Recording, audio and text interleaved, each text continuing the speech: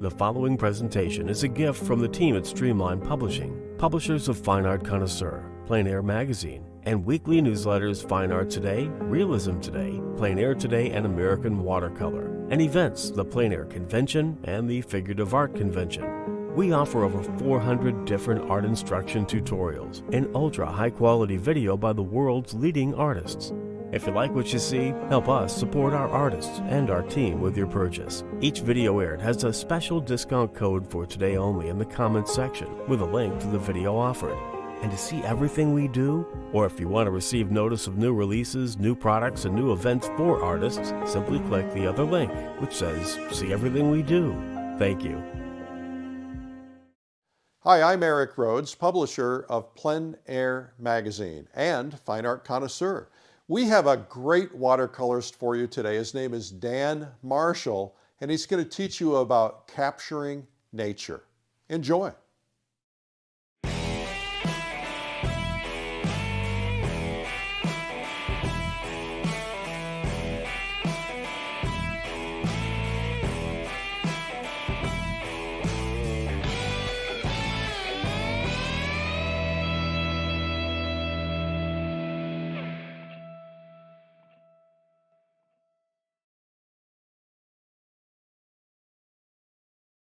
Hi, I'm Dan Marshall. I'm a watercolor painter. My background is in the tattoo industry, and after 25 years I decided to shift my creative focus, and I discovered watercolor painting. Like many people who start painting in watercolor, I thought it was going to be the easiest thing to do after being an artist all my life and having what I would consider highly developed drawing skills. I thought I could just roll right into the medium and be able to start no problem. What I found was I created paintings that looked like a 5-year-old did them because I didn't have the proper techniques, I didn't have proper brush control, and there was just a lot more to the medium than I would have ever imagined. Most of watercolor painting is completely intuitive, and there's a lot of things that happen that are really just kind of common sense, but if you're not shown these things, it will delay your progress in painting. When I started painting with watercolor, I became instantly and completely obsessed, and that obsession has led me to a second career in painting. Through my self-study and tutoring and devotion to the medium, I've been able to become a member of the American Watercolor Society, a signature member. I'm a signature member of the Laguna Plein Air Painters Association, and I've become a member of the Salmagundi Club. But none of that matters to me. What's important to me is my obsession with watercolor painting, the immediacy and convenience it offers for traveling, and I can paint whenever, wherever, with very little equipment. Okay, so the first thing I'd like to talk about is your easel setup when you're going outside. The more you can make getting outside to paint accessible, the more often you'll do it, and the more fun you'll have, and the less you'll have to fight elements and technical problems. I've been through a lot of different types of easels, from regular tripod kinds with the tray below, to holding a palette, to pretty much anything you can imagine. And I've come up with a setup that works great. It turns into a little tiny briefcase. You'll see it when we're walking around, going to some locations later on. But this particular setup for me keeps everything in a completely manageable zone where I have my palette here, my paper here, my water here. Everything is at painting level, so I can continue to keep looking ahead while I'm working, not looking down for water, not going down to mix paint and then coming back up. So getting yourself comfortable is one of the most important things for going out to painting. So next I'd like to talk about paper. So the paper that I use almost exclusively, or pretty exclusively, is Saunders Waterford 140-pound rough paper from St. Cuthbert's Mill in England. And this particular paper has a very soft, almost cottony texture to it, and this allows me to create intricate wet-on-wet washes the way that the paper grabs the pigment is it almost becomes like a creamy, almost when you're working wet in areas, it's almost oil painterly. With this paper, I don't have to paint darker than I hope it's going to dry, and I don't want to have to paint darker. I want to paint the way that I want the painting to look when it's finished, and this paper enables me to do that. So most watercolor papers are available in blocks or loose sheets. Blocks can be very convenient, but something happens to the sizing in the paper when they're bound with the black binding that comes around. So I prefer loose sheets that I can then just size into quarter sheets, half sheets, or use full sheets. And you get a much better response from the paper. It's a much truer behavior for what the paper is meant for. Now, as far as sizing goes, this paper has an internal and external sizing. You don't have to dip this in your bathtub and tape it down with that annoying brown gummy tape. I tried it once. It's a nightmare. Like, why would you want to do that? It's the worst thing ever. With this paper, I can use just tape. And I just use a regular masking tape. And I'll put it about halfway between the paper and my board.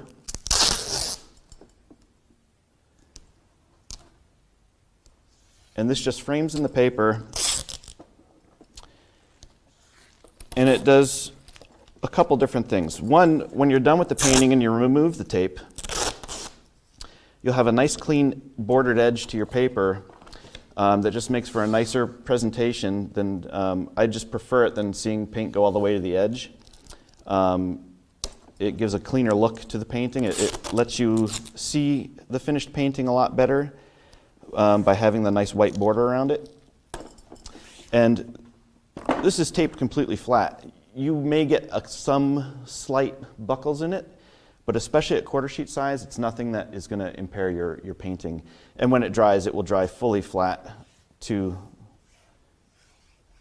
the perimeter of the tape. Now, another point on blocks. When you're using a watercolor block and you're making a stroke, you're kind of hitting that edge of the paper. So you can't have a nice sort of airplane coming in, coming out kind of stroke.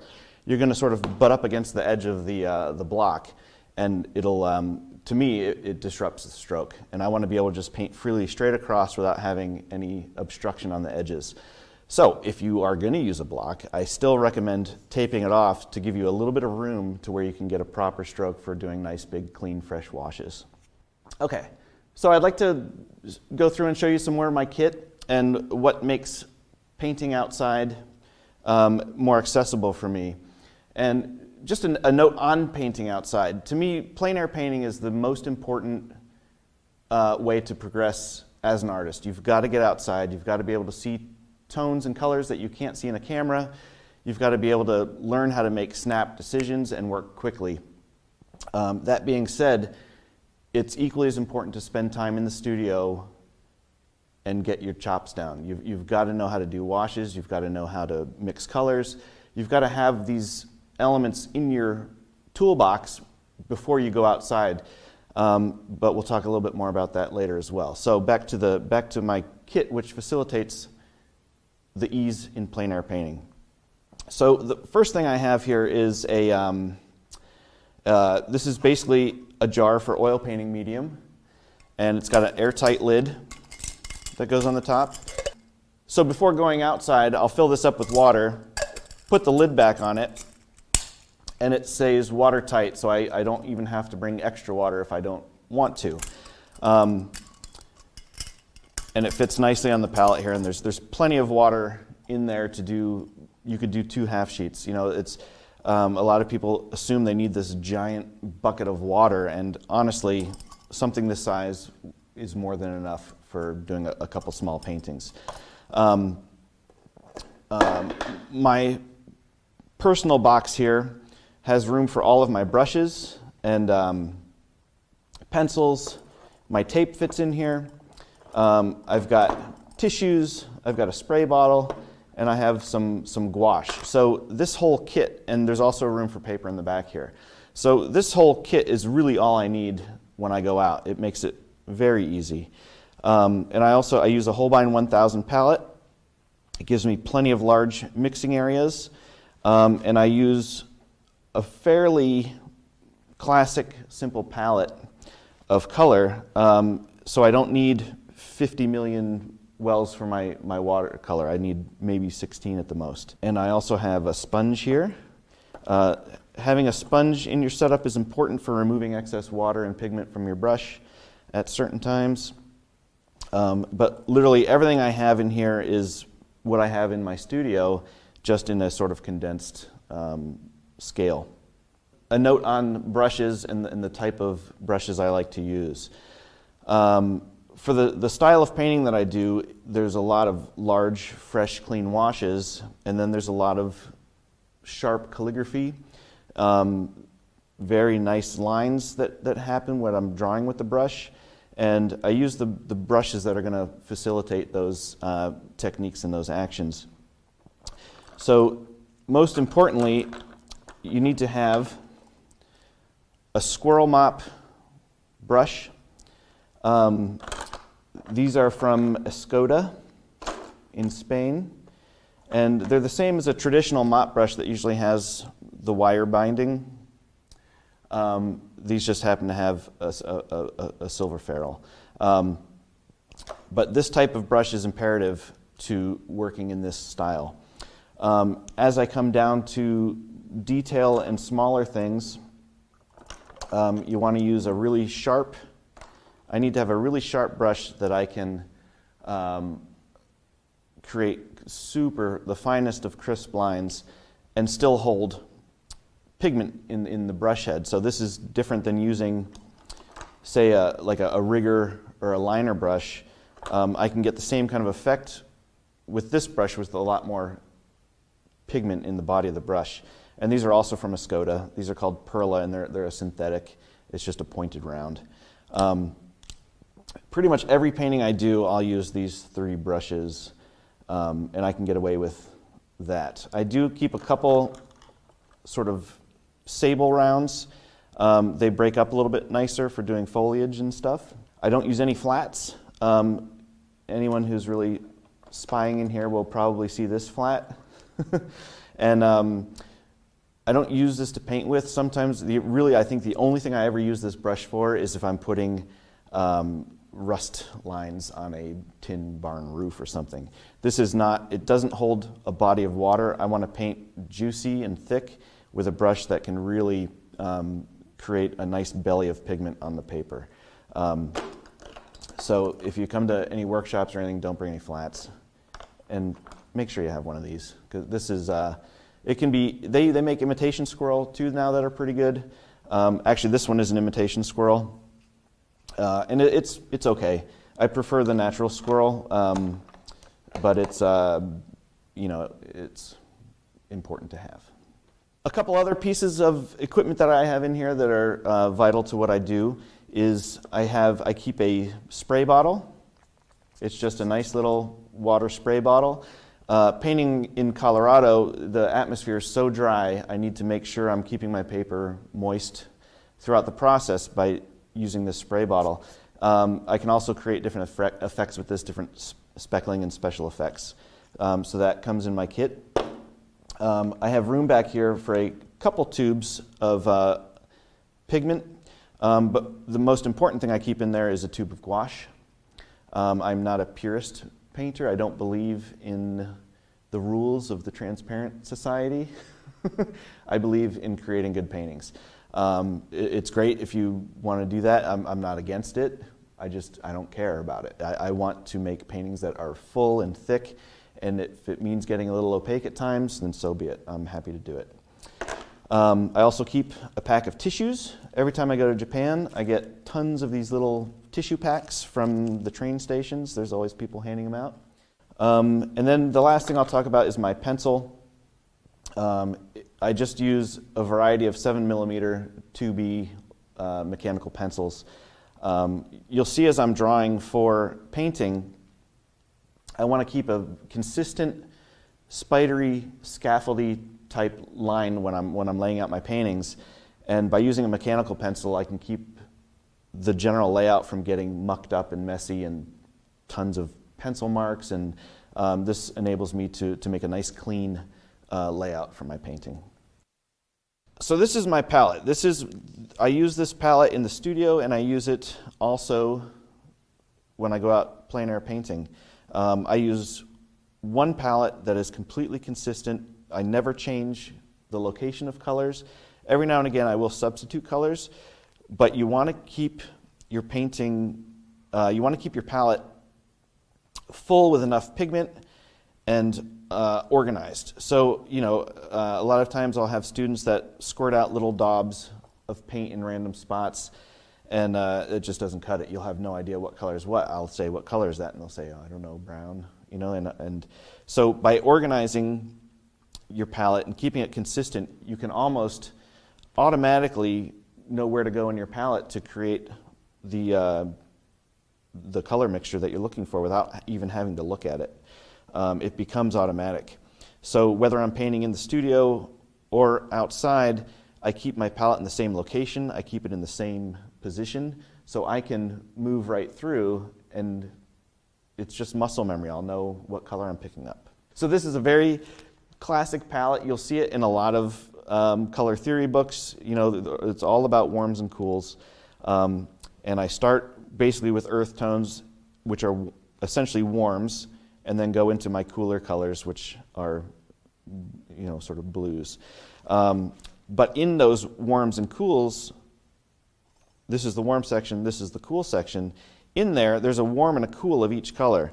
So I've got cadmium yellow and yellow ochre. Cadmium yellow is very warm. Yellow ochre is a little cooler. Then I go into a burnt umber. Then I have a burnt sienna here. I've skipped over raw umber. So I've got a cadmium yellow, a yellow ochre, raw umber, burnt sienna. And those are each a warm and a cool of those tones. Then I have a nice orange. Sometimes it's brilliant orange, sometimes it's cadmium orange, sometimes it's pyrrole orange. It just sort of depends on what I'm feeling. I always have a cadmium red and an alizarin crimson. Again, cadmium red is hot, alizarin crimson is a cool red. Then I keep a couple purples. One is mineral violet and one is, it's like carbazole violet or something. It's purple. Anyway, those are used to create different tones of grays. Then I go into a French ultramarine. It's not ultramarine deep, it's not ultramarine, it's French ultramarine. I like that ultramarine very specifically from Winsor & Newton. They're the only one that I can find that really makes a true French ultramarine. Next is a cobalt blue. And then over here I have a cobalt turquoise and a neutral tint. And then some of these other colors are just accent colors. I like, this is a lilac from Holbein. It's much more of an opaque pigment, but I love it for figures, and sometimes mixing in when I do cows. Sometimes I'll put this as a neat sort of soft cool in the background. And then this is a lavender, which is also a beautiful color from Holbein. And then sometimes this is cerulean blue. Right now it is a verditer blue. I like it for mixing grays. I have no idea what that is. This is a pyrrole orange, and this is some Chinese white, which is important to have in your palette as well. And that's my palette. Okay, so I'd like to go over a few exercises that have really helped me. I still do these frequently to make sure I know what I'm doing when I'm in my palette. And this is what we're going to talk about first is how to mix the proper consistencies of pigment. So what I like to do is draw, essentially, I'm going to draw 5 boxes .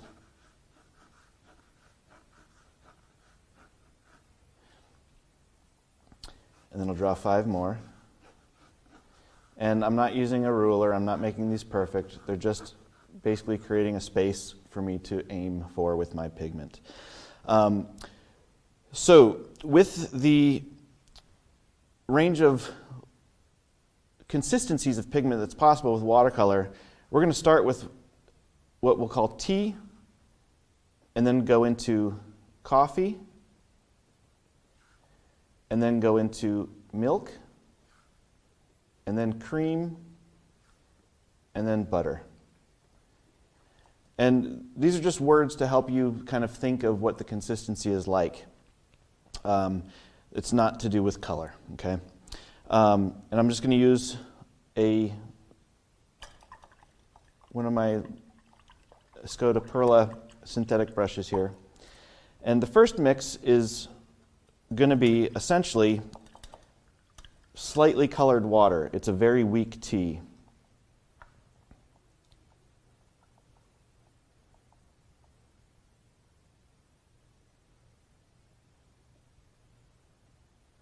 And I'm just going to fill in the box with as few strokes as possible. I'm not going to make this super careful kind of marks. I'm just going to come in and I'm going to do 1, 2, 3. I'm not getting enough water on here. There we go. Okay. So this is about as thin as you can get and still have some pigment in your water. Now to go a little bit thicker, I'm going to grab just a little bit more pigment into that mix and just make it, I'm going to keep playing in here until it looks a little bit thicker, and I'll come in, color in that box, and you can see it's still running. So it's still a runny mix, which means it'll travel on the paper nicely. Now I'm going to grab more pigment into that water and make something that's a little bit closer to a milky consistency. And this will still run. You'll still see this bead of pigment here, but you can see this getting a little bit darker.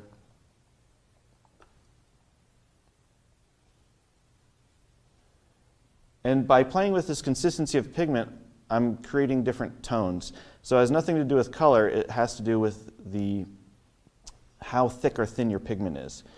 So the next one is cream, which is much heavier. It's like a heavy milk. And this barely runs. There's really not much running in it. But we're getting darker and darker. And then we'll go to butter is basically pure pigment. So you'll see when I make a stroke, this will essentially dry brush on here. And you get a lot of dry brush. And this is about as thick as you can get. And that's basically pure pigment. So these 5 tones are basically what I do every painting with. Now once I've gone from light to dark, thin to thick, I'll reverse it and go back. So this time, instead of adding pigment to my mix, I'm going to add water. So I'll start with pure pigment. Oh, there's too much water in the brush. So I touch it on my sponge and get rid of that excess moisture that's in there. And we'll come back, and this is essentially pure pigment. I'm going to add a little bit of water to this. And this should be coffee. I'm sorry. This should be cream. So you can see with a brush stroke it covers the paper more. It's not as broken edged as that. I add some more water in here. And now I'll come into milk, and this should be very runny compared to the cream. You can see it run down the paper there. And now I'm going to go even lighter and create our coffee. This will run very freely. You can see this bead of pigment here. And I'll just come down. And then the last one is basically mostly water with just a little bit of pigment in it. And that brings us back to tea. So the top line, we have tea, coffee, milk, cream, butter. The second line here then goes from butter to cream to milk to coffee, and then back to tea. So by doing these exercises and getting in your palette and mixing, you're seeing the effects of your pigment versus water ratio. And you've got to know how to control that to get the effects that you want when you're painting. Nature has been an inspiration to artists for generations. Yet capturing nature is a challenge for most painters because you want your paintings to tell the story of what inspires you, and you want your paintings to communicate your feelings. For a landscape painter, it's about connecting with nature and becoming one with the subject. Artist Dan Marshall says painting is like a spiritual experience, and he's one of the best landscape painters alive today to guide you to translate your inspiration into your artwork. Dan shows you how to start with the important foundations for designing value patterns, drawing, and composition. He'll demonstrate his own step-by-step method of working back to front, large to small, and thin to opaque. By keeping a consistent process in the way that I'm going to approach a painting, it frees me to just really be creative in that painting and not have to worry about how am I going to get to the end result. When you see how simple and effective Dan's techniques are, you'll immediately want to try them out for yourself. Follow along and see how Dan lets water work its magic. A watercolor is not something that I want to control. I want to put it on here and let it do its thing. So I also, even though I have a plan, I need to be able to improvise and adapt. Whether you're a watercolorist or a landscape painter who wants to take up watercolor for the convenience and special feeling you could only get from watercolor, you'll be able to triumph over the outdoor weather elements and design a beautiful plein air painting right on location. Add this video to your learning library, and you'll soon gain an understanding of how to exploit mood and color to capture greater emotional presence in your own watercolor paintings. Available to view on your computer, tablet, smartphone, or on DVD. Order Plein Air Watercolor, Capturing Nature with Dan Marshall today. Well, that was Dan Marshall and a brief segment of Capturing Nature. You can learn more about the whole video at lilyartvideo.com. Remember, there's a special discount code for you today only, and you'll find it in the comments section. Now let's get right to our interview with Dan Marshall.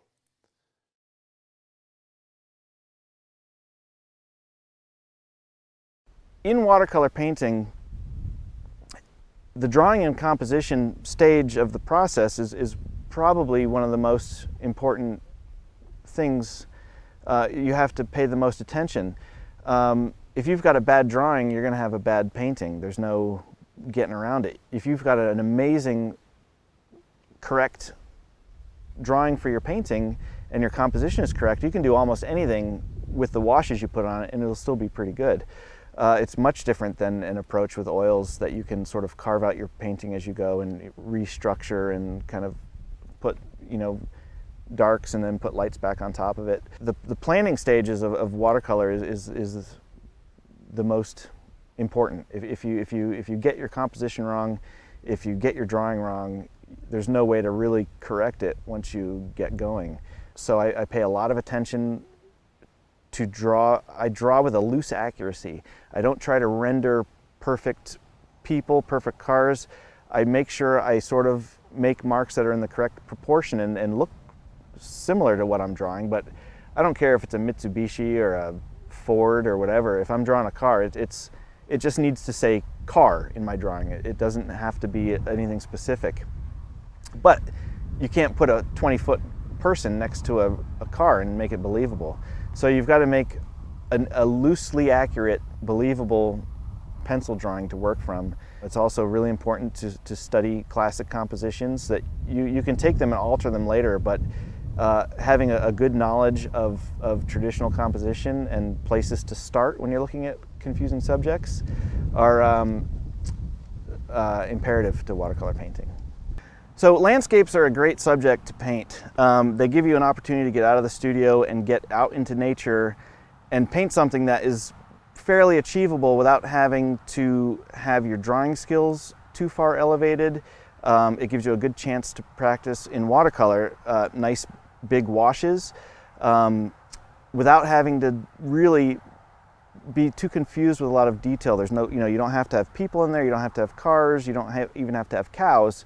You can really just go out, find a landscape that's pleasing to you, and try and emulate what you feel when you're out there. It's the hardest and easiest thing to do at the same time. It's hard because if you don't get the tones right, it'll look horrible because you don't have a lot of areas to hide things in. You've got to have beautiful, fresh, crisp washes and textures to pull off the painting.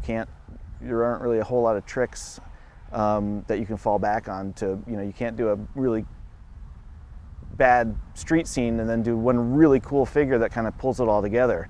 You could sort of do that in landscape if you had like a really good cow, but for the most part, it's a very attainable subject.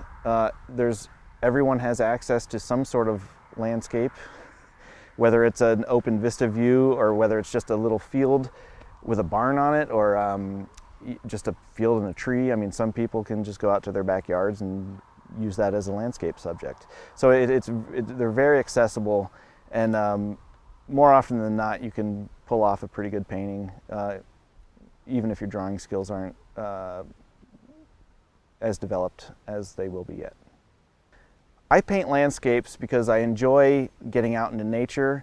I enjoy being able to express certain emotions and moods through tonal qualities in a landscape painting. There's a lot you can say without really saying it, and it's an endless type of subject. You can take the same landscape and paint it soft and misty.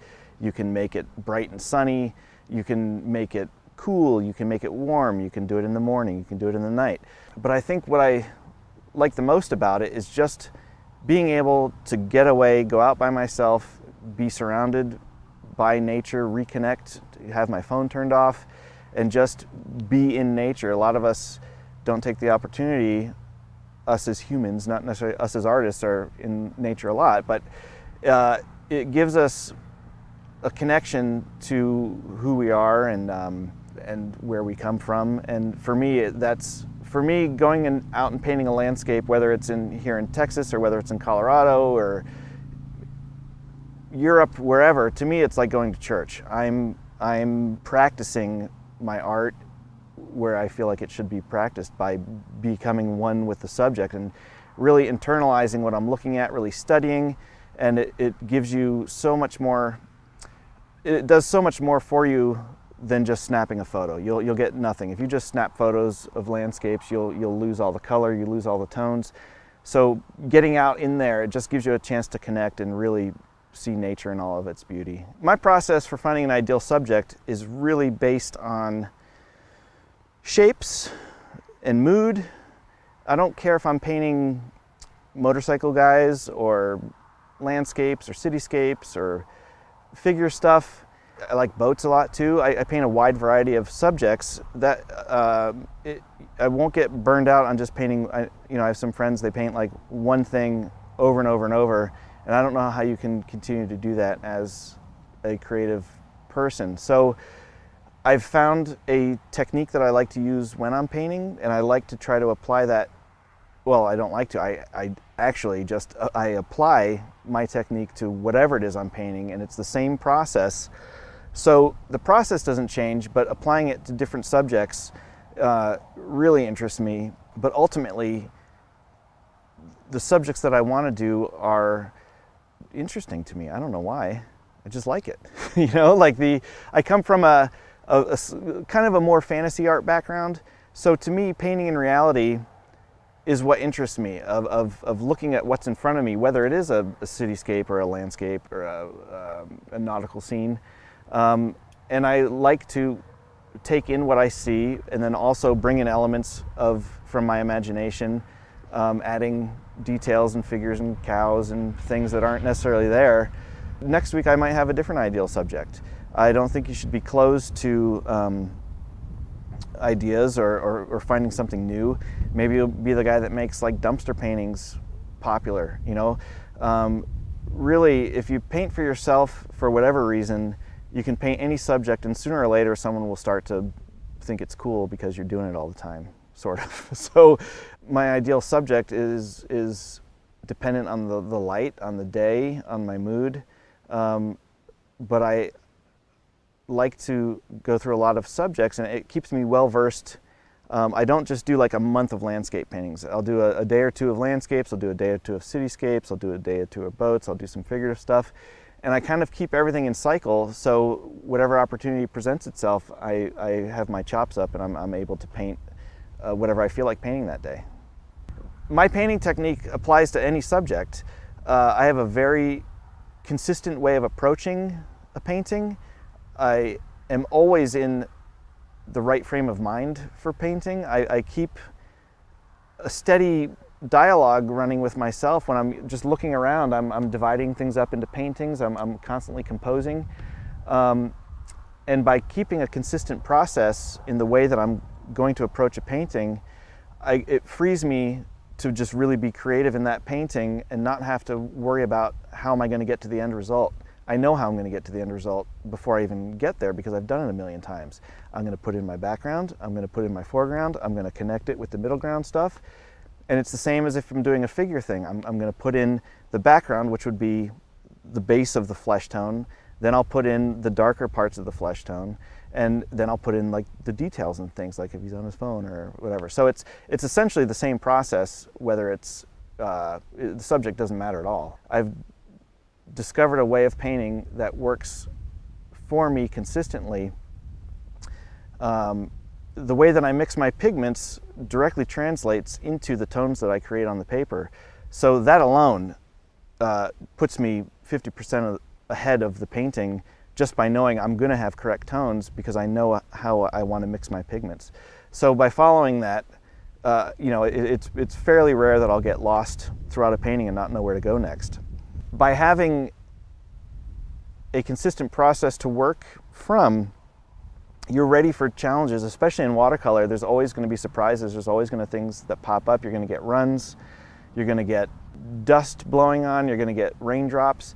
You're going to get all kinds of things that happen. You're going to have too much paint on your brush. You're going to have all these little things that can go wrong. So even though you have a process, there's still a lot of room for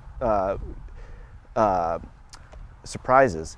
And being that prepared going into a painting, you are confident and loose and comfortable, and you can easily deal with anything that watercolor throws at you and be able to come up with probably an even more interesting painting. So there's a lot of fun things that can happen on location, things that will never happen to you in your safe house or studio, or people you encounter, wildlife you encounter, people you encounter. There's always someone who is gonna want to know if you painted that, or you know, how long have you been here? And for me, most paintings I get in and out hour and a half or so.